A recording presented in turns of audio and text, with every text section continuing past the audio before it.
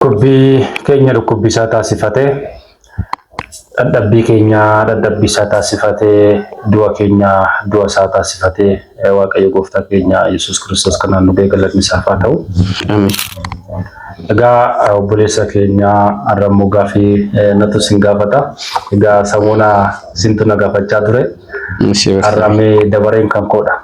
Waa'ee irraa waa'een guyyaa jimaataa Kiristaana biratti maal fakkaata? Moggaasni guyyaa jimaata kun maalidha? Ishii barsa keenya dhugumatti eebbifamaa Waaqayyo Gooftaan isin eebbisu. Carraa kana naalattanii akkan gaaffii na gaafataniif deebisuuf akkan yaaluuf Waaqayyo Gooftaan keenya fayyisaan keenya Yesuus Kiristoos na gargaaruti. Egaa guyyaan jimaata yookaan torbee dhukkubbii keessaa guyyaan jimaataa akka mana kiristaana keenya Ortodoksii Tawaahidoo Itoophiyaatti bakka guddaa qaba. Seenaa addaadha. Kana si'uun jedhu Gooftaan keenya Yesuus Kiristoos guyyaa jimaataa nuuf jedhee fannoo irratti ooluusaa, nuuf jedhee dhiphina sana dabarsuusaa, nuuf jedhee dhukkubbii hedduu haga fannootti jechuudha. Nuuf jedhee nuuf jecha jechuudha. Osoo ofiisaattis hin taane nuuf jecha Kiristoos kan nuuf dubbate guyyaatti ta'e. Jaalala namaatu gara lafaatti isa fide. Jaalala Kiristoos ilma namaa jaalate. Ilma namaa jaalate sanatti mul'ate qaaranii irratti. Kana jechuun guyyaa addaati kiristaanotaaf jechuudha. Kiristoos nuuf jecha guyyaatti dhukkubsateedha. Si'a 666 guyyaatti garaafamedha. Guyyaan kun kanaaf mana kiristaana keenyatti sigdatiidhaan, kadhannaadhaan akkasumas immoo soomaan ni turama jechuudha. Kunis hiikkaawwan gurguddaa qaba mana kiristaana keenyatti jechuudha. Guyyaan jimaata guyyaa addaati jedhamee akka kiristaanota keenyatti gama tokkoon immoo siqilata jedhamee beekama yookaan guyyaa fannoo. Gooftaan keenya Yesuus Kiristoos guyyaatti fannifame jechuudha. Barsaa keenya dhugumatti eebbifamaa. Eebbifamaa obboleessa keenya Qontolosaa. Ishee gaafii lammaffaa mee dhukkubbii Gooftaan keenya Yesuus Kiristoos ulfaatoo kan ta'an 13 yeroo hunda abbootiin keenya kan nu barsiisan nu yaadachiisame. Eshiigaa barsa keenya dhugumatti eebbifamaa Waaqayyo isin eebbisu. Dhukkubbii 13 fannoo kan jedhame Kiristoos erga Yihuudaadhaan dabarfamee kenname warroota Yihuudotaatti rukuttaawwan garagaraati. Isaanis tokkoffaa irratti Kiristoos mataa rukutuudhaan yookaan immoo mataa isaa rukutaa waan turanii fi dhukkubbii kana keessa tokkoffaa irratti rukuttaa mataati jechuudha. Dhukkubbiin inni lammaffaan immoo kaballaadha. Kiristoos asii fi achi darbachaa kabalaa turan. Mee mootii Yihuudaa dubbadhu jedhanii isa qoraa tura. Ati waaqa ofiin jettaa mee arrammoo ofii keetii of fayyisi jedhanii isa irratti qoosa turan yeroo sanatti. Kabalaa asii fi achi kabalaa turan. Inni lammaffaa irratti dhukkubbii 13 fannoo kana jalaatti ni ilaalama jechuudha. Sadaffaan immoo huccuutti tufaa turan. Hancufa. Tuffii keessa darbanii kaballaan kan rukutan caalaa kaballaan kan rukutan caalaa akkasumas immoo kan mataa rukutan caalaa maal godhanii itti tufaa turan. Fuula isaatti fuula ifa addunyaa kan ta'e Gooftaa keenya Yesuus Kiristoos tuffii keessa darbanii hancufa itti tufaa turan. Ilmi namaa hagam akka cakkaanyi ta'e ilaala asirratti sirriitti nu hubachuu dandeenya jechuudha. Kiristoos garuu ilma namaa kana jaalachuudhaaf karaa biyya lafaa kana hundumaa jaalala ilma namaati. Jaalala ilma namaati. Yeroo sanatti wanta hundaa gochuu danda'a. Waaqummaadha. Inni waaqa gati ta'e. Garuuyyuu maal godhu jaalala ilma namaa ibsuuf ilma namaa hagam akka jaalatu ibsuuf dhala. Yeroo sana dhufan zimte. Kanaafidha dhukkubbii 13 keessaa kunis tokkodha jechuudha. Inni biraa immoo dhangangaa itti dhungaasan yookaan immoo obadda jennaan waan dhangangaa itti wanni godhan itti obaasan yeroo sanattis dhangangaa yoo jedhamu akka beekamutti dhangangaa jechuun wanta sirriitti nama gubuudha hin beekne gati ta'e. Kanaaf hin janne kan hin taane maal isaan immoo akka miidhu waan ta'eef isaan yeroo sanatti wanti gochuu qaban maalidha wanta isa miidhu qofa raawwachaa turan. Sanaafis dhangangaa obaasaa turan jechuudha. Dugda isaa immoo reebaa turan. Akkasuma garafaa turan.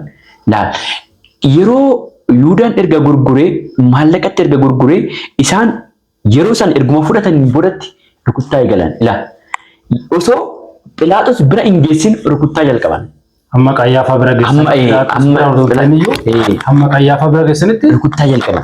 Jarri kun rukutanii achittis immoo yeroo sana abboonni achi jiran yookaan immoo warra Yihuudootaa suni yeroo sana maal godhan gara Philaatoositti fudhatan. Laalka gooftaa keenya Yesuus Kiristoos kana jidduutti gooftaa keenya Yesuus Kiristoosin lafarraa harkisaa garafaa jechuudha. Baay'ee reeban. Yeroo kana egaa yeroo deeman kan reebat turan. Reeba xiqqoo kan osoo hin taane akka xiqqoo qaccee xiqqoodhaan osoo hin taane dirmamuu nama hirree qabuun nama hirree jabaa qabuun reeba turan akka sirriitti goddaamu jechuudha. Kanaaf Kiristoos nuuf immoo bizee kudhan yeroo garafan gana tokko jedhan isa akkuma dhibba jaha kan jedhameefis koo kana qofaa miti hubatte amma fakkeenyaaf tokko jedhanii dhibba ga'aniiti maal godhu beektaa duubatti deebi'anii kudhanirraa ka'u. Akkasittiin kaate lakkaate akkuma jaaf dhibba jaaf jaatamee malee baay'eedha jechuudha Kiristoosiin kan rukutan. Hanga dirmamuun isaa mul'atu. Hiddi isaa mul'atu. Lafee isaa. Foon darbee foon isaa irraa dhumeetu haga lafeen isaa mul'atutti eenyuuf jecha Kiristoos dhiphina kana arge jechuudha laala. Kanaaf kuni dugda isaa reebamuu sana jechuudha. Dugdi isaa reebamuu. Isa qofa osoo hin taane Kiristoos uffata isaa irraa tarsaasanii qullaa hambisan yeroo fannisan jechuudha. Yeroo kanarratti waan yaadadhe yeroo isaan qullaa taasisanii uuman immoo uumaa inni uume aduun maal goote dukkaneessite akka uffataatti isa dhoksite. Amma laali waaqummaadhaan Kiristoos waaqa gati ta'ee fi qullaa ta'uun isaaf hin malu jedhamee argite uumamni aduun ni dukkanoofte yeroo sanatti la. Kanaaf Kiristoos asirratti qullaa ta'uu isaa yoo jennu yeroo fannifamu sana jechuudha. Yeroo inni fannifamu sana uffata isaa sana irraa tarsaasan. Guyyaa keessa isaa jaarratti yeroo kanatti aduun immoo kabaja isaa mul'isuudhaaf dhokfate. Waan sabii irratti ta'e sirriidha. Obboleessa keenya yeroo gooftaan keenya fannoo irratti ta'e kan lafa irrattis taateen ta'e jira akkasumas irrattis taateen ta'e jira. Isa sana immoo booda sirriitti ilaalla. Kanaamma 13 kana xumurree isa sana immoo sirriitti ni ilaalla jechuudha booda. Namatti tola. Inni shanaffaan immoo maalidha? Cinaacha isaa eebuun waraananii yeroo Kiristoos fannifamee jiru sanatti jechuudha. Cinaacha isaa eebuudhaan waraanamee ture. Maaliif yeroo kana namoonni Waaqayyoo dhiiga isaa fudhanii addunyaa guutuuratti waraaban turan. Yeroo sanatti dhiigni isaa achii dhangala'isuun haga bishaan dhangala'uutti ture. Sigale yeroo sanatti dhiiga isaa sana ergamtoonni Waaqayyoo waraaban turan. Dhiiga isaa sana jechuudha. Addunyaa kanaaf immoo dhiifama laachisiif inni 8ffaan immoo harka duubatti hidhuudhaanii isa reeba turan. Harka duubatti hidhuudha. Eenyutu akka harka isaa hidhee fi fuula isaa hidhee fuula hidhanii waaqummaa keetiin eenyu akka siidhee baay'eetti qoosan jechuudha. Akkam jedhuun beektu laal hidhanii boodatti eenyutu siidhe ammaan boodatti immoo eenyuuf surkutuu jira jedhaniini meetti raajii dubbatta meetti baay'ee irratti qoosata. Raajummaa keetiin beekee. Mee raajummaa keetiin ati beeki. Kana hunda jaalala ilma namaa. Kiristoos jaalala ilma namaa qabuuf mul'isuudhaaf ilaalta. Kan hunda inni kan raawwate jaalala ilma namaa qabuuf mul'isuudhaaf jechuudha. Inni 9ffaan immoo mismaara saadoo kan jedhamu mismaara guddaa. Mismaara baay'ee guddaa. Baay'ee guddaa kan ta'e. Mismaara saadoo jedhamu kanaanis waraanan yookaan immoo fannoo isaa irratti maal godhanii harka isaa irratti waraanan jechuudha. Harka bitaa waraanan jechuudha. Harka isaa irratti waraanan. Kun bismaara 5dha jechuudha kan isaan waraananii. Saadooriidha, Alaadoor akkasumas Daanaatii fi Adeeraa Roodaas jedhamu. Kanneen kun bismaari 5 kun yoo walitti daane dhukkubbii gooftaa keenya Yesuus Kiristoos 13 ta'a jechuudha. 13 kan jedhamanis kanaadha. Eebbifamee obboleessa keenya dhugaa waan baay'ee nu kaastanii jirtu. Waaqayyo kan macaalaa ayyaana isaa sanirraa bulfatu jenna. Amiin. Egaa sirriitti akka nu galuutti nu ibsitaniirtu Waaqayyo kan macaalaa icciitiisaa ifa godhee isiniif haa dhiyeessu. Amiin. Mee gaaffii tokkoon itti isiniif dabala. Yeroo gooftaan keenya Yesuus Kiristoos qoricha kan ta'e guyyaa keessaa sa'a 6tti yeroo ta'u gara fannootti baasanii yeroo kanatti taateen lafarratti ta'e maalidha? Akkasuma immoo kan samii irrattis ta'e maalidha? Egaa yeroo kana waa torbatu ta'e ni abbootii keenya yeroo hunda kitaaba qulqulluudha wal qabsiisanii hin dubbatu. Mee asirratti ibsa xiqqoo nuuf kennaa. Eshi dhugumatti barsa keenya Waaqayyo sana eebbisu. Kana kaa duruma kaasne yookaan immoo seenaa Kiristoos haala kamiin qabame isarraa kaasne gaggabaabsee ibsuuf ni yaalla Waaqayyo gooftaan keenya Yesuus Kiristoos nu gargaaruti. Egaa Kiristoos guyyaa kamisaa erga miila duuka bu'oota dhiqeen boodatti Yihuudaan isaan biraa deemeeti karam dhaqe karaa warra Yihuudootaatti dhaqe. Yaa hangafa Yihuudootaa kan ta'ani Kiristoos gurguru. Otoo isaan mariirra jiran. Isaan gidduutti argamu. Yaa isaan osoo mariirra jiran Kiristoos gurguruudhaaf dhaqe Yihuudaan jechuudha. Yeroo kanas Kiristoosis immoo bakka kadhannaa kan jedhamu Dabra Zayit kan jedhamu iddoo kadhannaa taasisa. Kadhannaa taasisuudhaaf dhaqe. Maaliif yeroo inni itti qabamuu ga'e waan beekeef Kiristoos ofiisaati waan beekeef yaa Getesamaanitti kadhannaa guddaa taasise yeroo sanatti. Nu barsiisuudhaaf jechuudha. Yaa nu barsiisuudhaaf. Sirna kadhannaa nu barsiisuudhaaf. Yaa sirna seera wajjin hundumaa nu barsiisuudhaaf. Kiristoos yeroo kanatti waan gara abbaa isaatti kadhannaa taasisa. Yeroo kadhatu maal jedhaa? Ani fi ati abbaadhaan yeroo kadhatu ani fi ati akka tokko taane ilmaan namaa kana tokko taasisee kadhatu. Angilii Yohaannis boqonnaa kudha yaa tokkummaa ilma namaatiif akka laatuuf kadhachaa ture jechuudha Kiristoos. Yeroo kanatti gaa erga Yihuudaan dabarsee qarshii 30tti gurgureen boodatti Yihuudaan baay'isee maallaqa baay'ee jaallata ture. Jaalala maallaqa jaalachuun baay'ee fafeedha jechuudha. Asirratti gaaffii tokko si gaafadha kan xaawuraa garuu rakkoofama sin jecha. Egaa namni akkasuma jaalala qarshiirra kan ka'e amantaa isaatis jijjiiraa jiru. Yeroo kanatti ni argina. Yeroo wayyaa kanatti si argina. Jaalala qarshiirra kan ka'e namoota baay'eedha kan amantaa isaanii jijjiiran. Akkuma Yihuudaatti namni qarshii garmalee jaalate rakkisaadha. Maaliif kitaaba Ibrootaa boqonnaa 13 lakkoofsa 5 irratti maal jedha seete? Kan qabdanii sasatinaa nugaa jedhaa jedha. Yoo sassanne Waaqayyoon adda baana amantaa keenya ganna jechuudha. Itti fufaa obboleessa keenya. Dhugumatti eebbifama. Egaa namoonni baay'een har'aa maallaqaaf jedhanii maallaqa argachuuf jedhanii amantaa isaanii kan jijjiiran baay'eetu jira. Isaan sun egaa bifa Yihuudootaatti Yihuudaa kanaan fakkeeffama jechuudha. Yihuudaan xumura isaattis immoo maal ta'e si'oolii ta'e. Kanaaf immoo namni kunis hin gubata jechuudha. Kanarraa immoo akka of qusannu Waaqayyo nu barsiisaa jira jechuudha.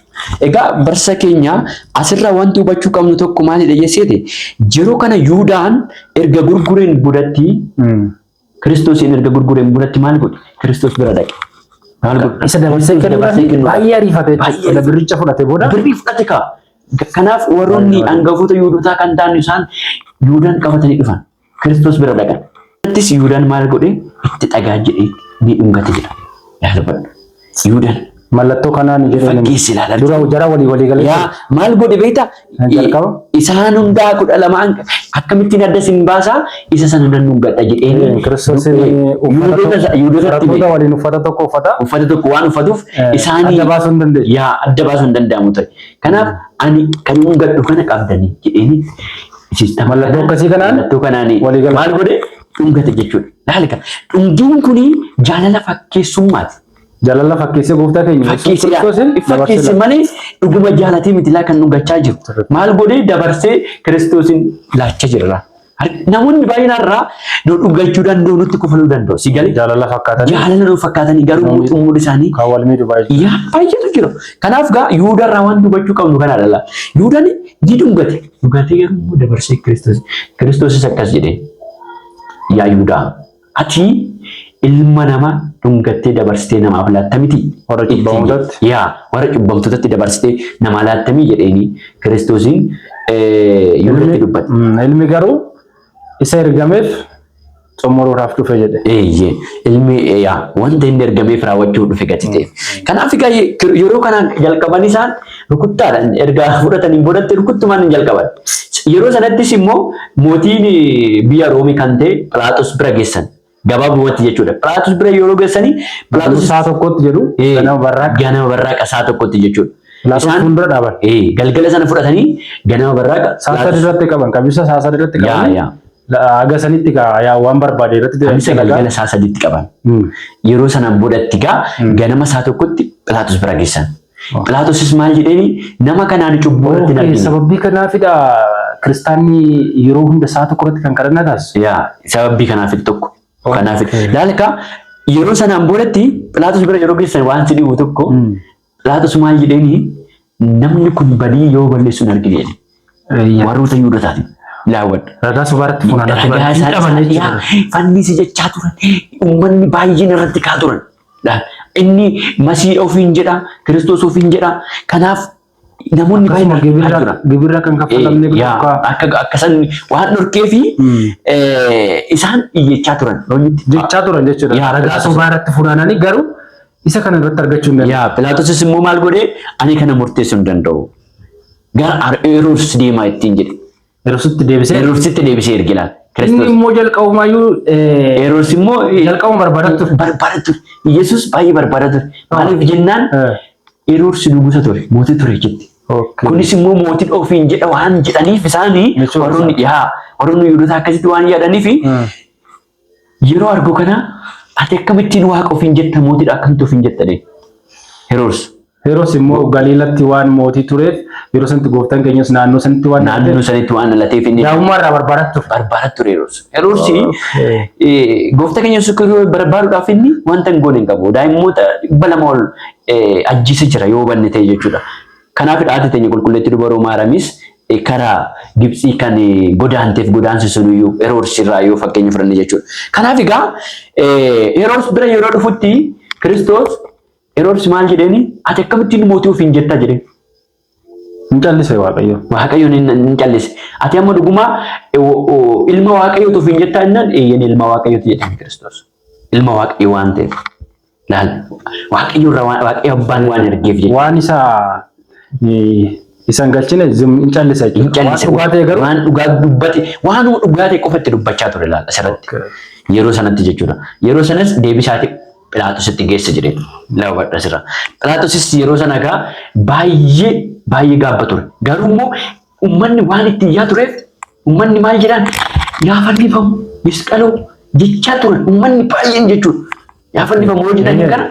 Na yaadadha waan tokko na yaadachiise waan tokko na yaadachiise eebbifamni. Mana hidhaa yakkamtoota baay'ee kan nama saaman. Adabbii ciccimaa kan raawwatan mana hidhaa san keessa turan. Barbaadas kan jedhamu. Keessoo isa irratti duuni murtaa'ee ture. Iddoon guyyaa sanidha guyyaan isatti ajjeesan. Namichi Barbaadas jedhamu. Isa sana baasanii Kiristoos duudhaadhanii isaan iyyachaa turan. Baay'ee nama dinqalu. Argite Kiristoos waan balleessine kanaan nama cubbama saniin isa sana baasanii nama kana hin jedhan. Nama sana baafatanii Kiristoos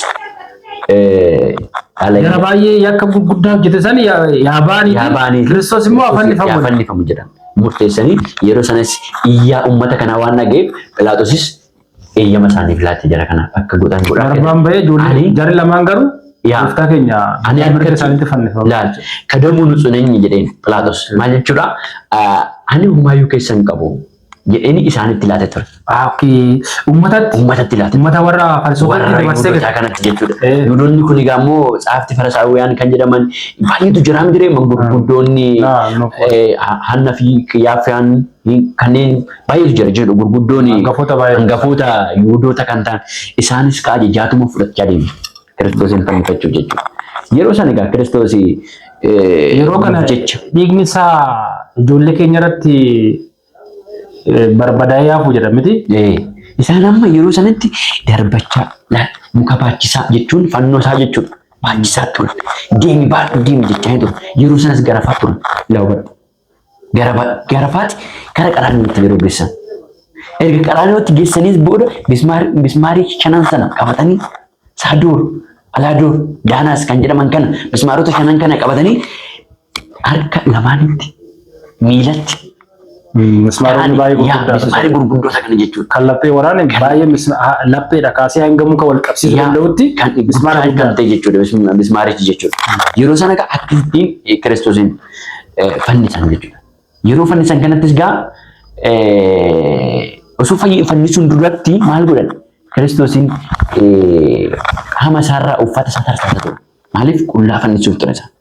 Yeroo sanatti kabaja Kiristoos qullaa ta'uu sun hin malu jedhanii samii irratti wantoota baay'ee ta'e. Samii irratti wantoota baay'ee ta'e. Yeroo gaaffii keetti naa dhufte.